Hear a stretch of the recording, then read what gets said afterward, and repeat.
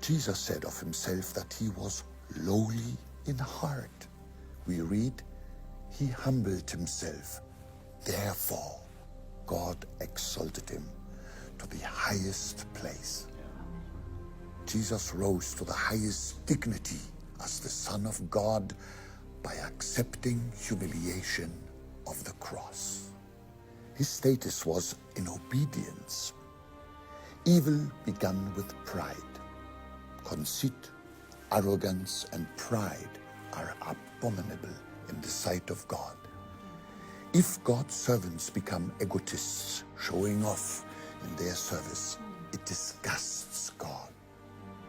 Preaching the gospel is not a branch of show business. 3 Bible books say, God resists the proud. Lowliness has a high place with God. That doesn't mean we must try to be lower than we are. It is to realize that we have every reason to be humble in the sight of God.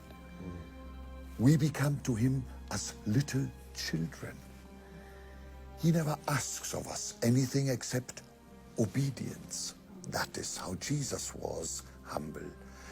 He took upon himself the form of a servant.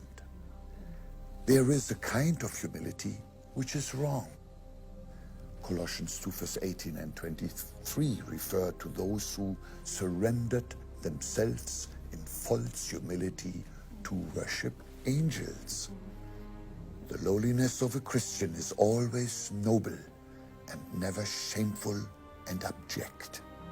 We don't crouch before God and call ourselves worms. God doesn't want his children to be worms. The seraphim were self-effacing. They never spoke of themselves. It is natural to want to be appreciated, but seeking for admiration is another thing, especially doing God's work. We can only do what God gives us the power to do. God alone is worthy of praise. We don't want to put on a cloak of humility. God doesn't want an affected pose.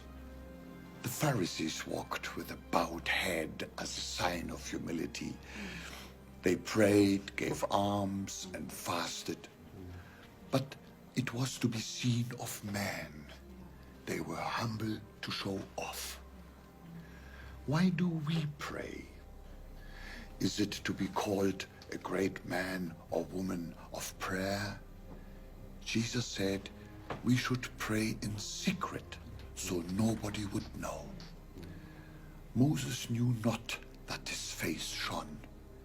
He was the meekest man on earth. The humble don't need to try to be humble.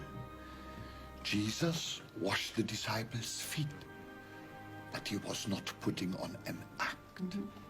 It was natural to him.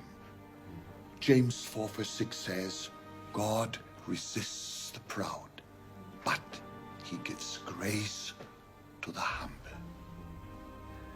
The Christians to whom James wrote wanted to be great. They flattered wealthy and important visitors. Poorer people were told to stand aside. Jesus never tried to impress the wealthy or great. He called even the king a fox and said, blessed are the meek, for they shall inherit the earth. James said, God gives grace to the humble.